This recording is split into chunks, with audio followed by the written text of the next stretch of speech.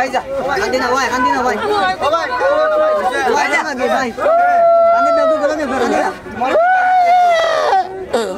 আল্লাহ তুমি রক্ষা করো আল্লাহ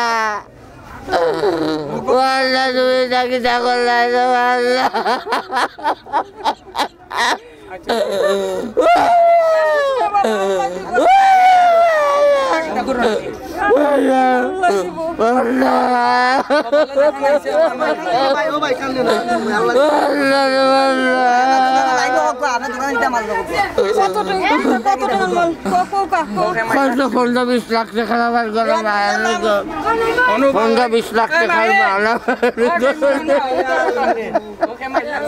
জলফড়া ক্লাবর সভাপতি অন্যার কাছ থেকে আমরা কথা জানার চেষ্টা করবো কিভাবে আগুন প্রায় অনুমান 3:10 মতো আগে বাজারে ওই সময় থেকে আগুন লাগছে অনুমান 3:10 ফায়ার সার্ভিস সাথে সাথে ফায়ার সার্ভিসের অত্যন্ত গুরুত্বপূর্ণ ভূমিকা আপনারা দেখা ফায়ার সার্ভিসের খুবই অত্যন্ত গুরুত্বপূর্ণ ভূমিকা ওনারা পালন করা ফায়ার সার্ভিস থাকায় যে কতটুকু মানে সেভ হয়েছে দ্রুত গতিতে ওনারা আইসেন আইয়াও যে স্পট আইয়া যে তো সহকারে কাজ করে আগুনটা নিয়ন্ত্রণের ভিতরে নিয়ে আইসে। আসসালামু আলাইকুম, আমি ভারপ্রাপ্ত পরিচালক সিলেট বিভাগ সিলেট। আমার নাম ফারুক হোসেন।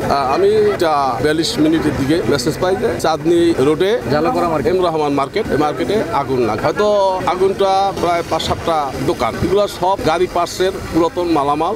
এরা এখানে পরিষ্কার পরিচ্ছন্ন করে, এখানে একটু হয়তো পরিষ্কার পরিচ্ছন্ন করে মোটিভেশন করে অন্য কোনো আবার পার্টস গাড়িতে লাগায় টাকায় এই ধরনের কাজ এখানে চলে। কাঁচা ঘর, এমনিতে অগ্নি মৌসুম, যার জন্য দ্রুত আগুনটা ছড়াই যায়। আমরা 20 থেকে 30 মিনিটের ভিতরে আগুনটা নিয়ন্ত্রণে আনতে সক্ষম হই এবং পিছনে একটি বাসা বাড়ি আছে, একটা মন্দির আছে এবং এই বামে এবং ডানে দুদিকেই প্রচুর ঘর। আল্লাহ রহমত, আলহামদুলিল্লাহ অল্প ভিতরেই আমরা রক্ষা করতে সক্ষম হয়েছি।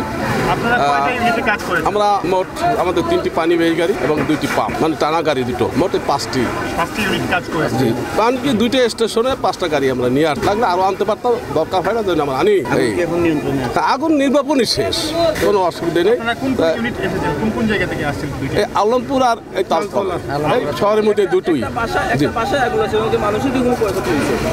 না, এখানে এমন কোনো মেসেজ পাইনি। আর আমরা তো চারিদিক থেকে আমরা অ্যাটাক করছি, যার জন্য আগুনটা চারিদিকে এক্সপেক্ট করতে পারিনি এবং আগুনের ক্ষয়ক্ষতি কত মালিক পক্ষের সাথে একটু আলাপ করে হয়তো আমরা জানতে পারবো এবং আগুনটা এটা তদন্ত সাপেক্ষে আমরা বলতে পারবো, 2-1 দিন ভিতরে বলতে পারবো। না, এখন আলামত তো বিরোধী, এই যে বিদ্যুৎ তারগুলো এ তো হয়তো অনেক সময় এই হইয়া পড়তে পারে।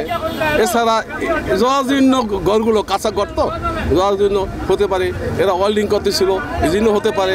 এটা তদন্ত সাপেক্ষে হবে, তদন্ত সাপেক্ষে আমরা পেয়ে যাবো, কোনো অসুবিধা নেই। আপনারা আগুন নেভাতে সক্ষম হয়েছেন? জি, থ্যাংক ইউ। এখন এখান থেকে আর কোনো উৎপত্তি হওয়ার সম্ভাবনা নেই? না, এখন আর সম্ভাবনা নেই। আপাতত বিদ্যুৎ বন্ধ করে রাখতে বলছি। আপনার পরিচয়টা যদি? আমি মোহাম্মদ ফারুক হোসেন, উপপরিচালক ভারপ্রাপ্ত, সিলেট বিভাগ, সিলেট। ওকে, থ্যাংক ইউ।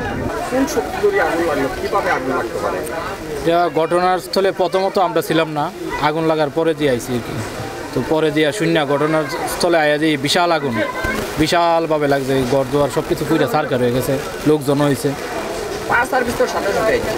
ফায়ার সার্ভিস অনেক লেট হয়েছে, ফায়ার সার্ভিসে ফোন দেওয়া হয়েছে, দেওয়ার অনেকক্ষণ পরে আইছে ফায়ার সার্ভিস। হইব অনেক বলতে মনে করেন 20 মিনিট হইব।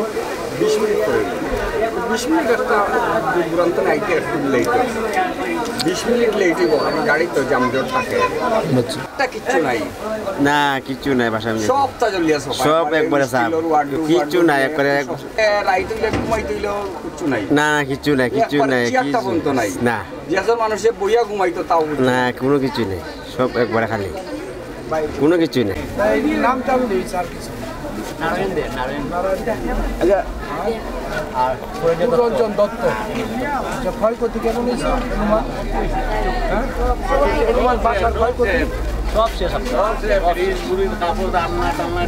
অনুমান বলা যায় কতটা জিনিস থাকতে পারে?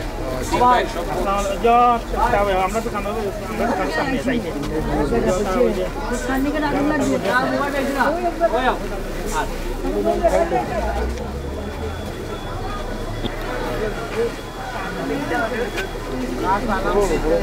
ভাই আপনারা সাইড লাগলে পাবে।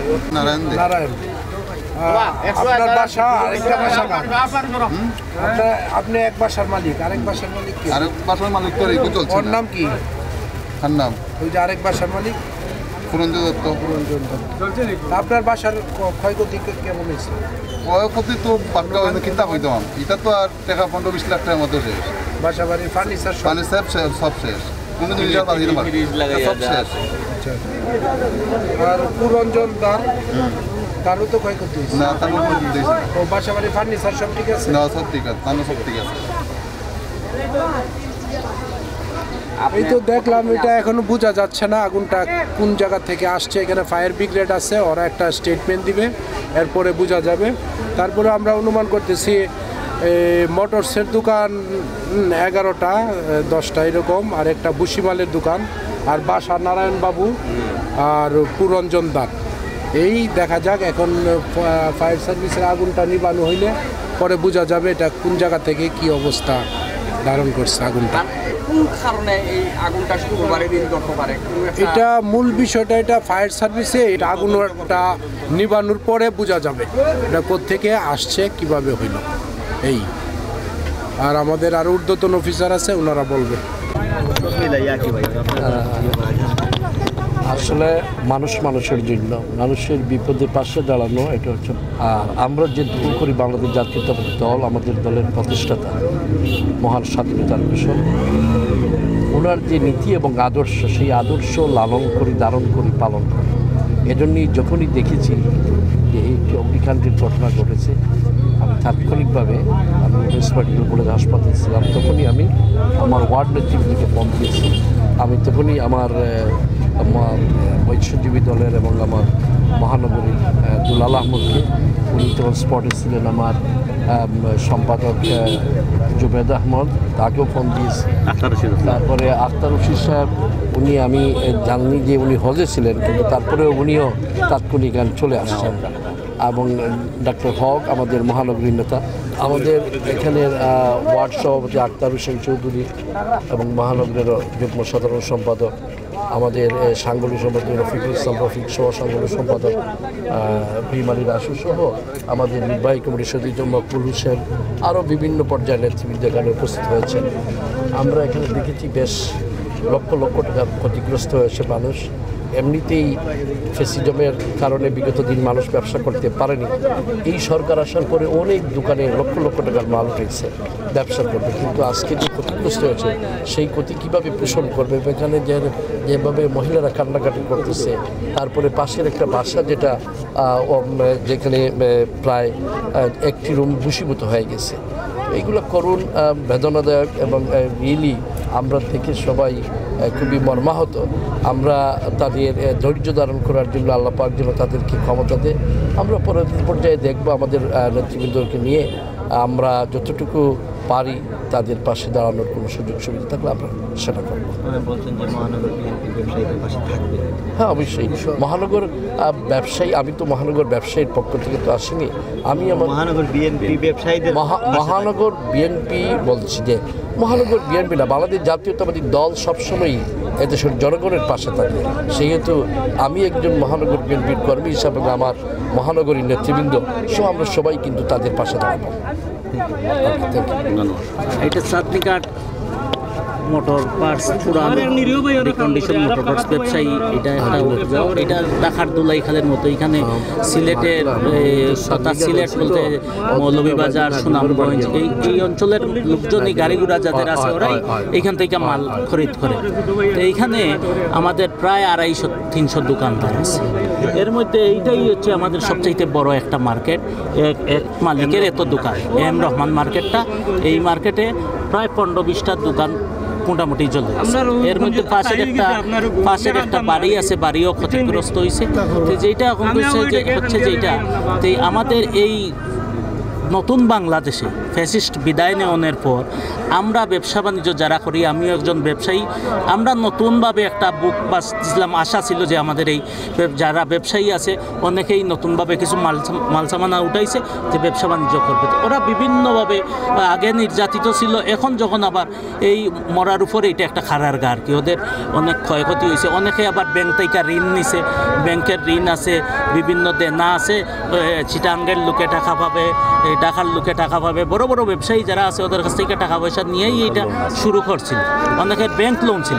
তো এইখানে মূলত যে এই ঘটনাটা ঘটছে, এখানে প্রথমে একটা আমরা যেটা দেখছি, আমাদের একজন প্রত্যক্ষদর্শী মসজিদের ইমাম যিনি, উনি এখানে দাঁড়িয়ে পান খাচ্ছিলেন, তো দেখলেন একটা বাইরে একটা লাইন ছিল কারেন্টের, ওই লাইনটা থেকে আগুন ধরছে।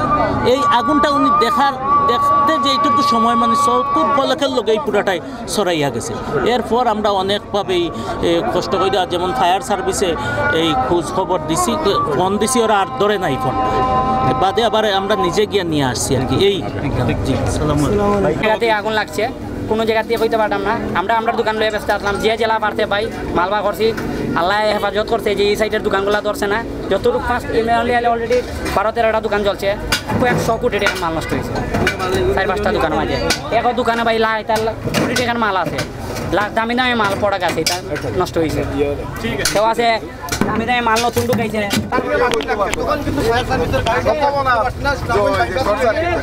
দশটা দোকান, 2টা বাড়ি, আর আমরা তারও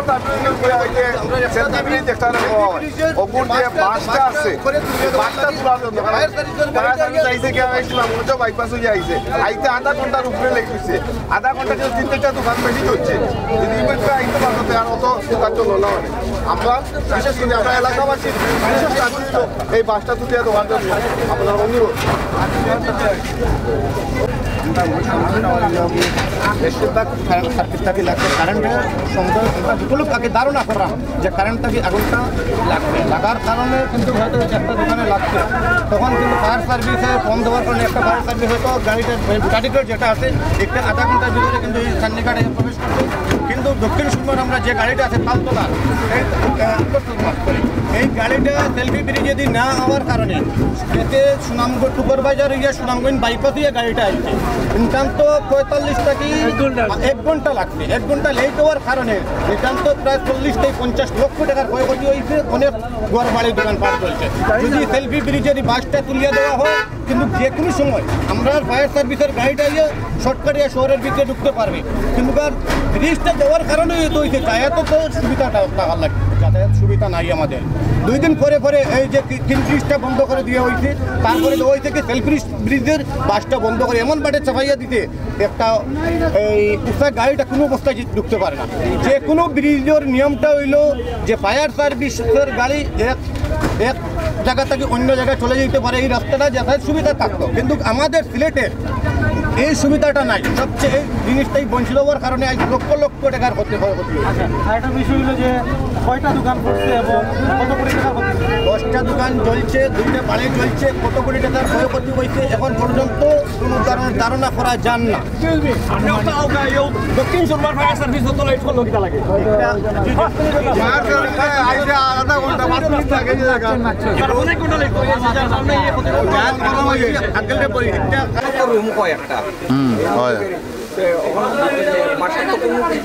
না, কিছু রয়েছে না, সব শেষ।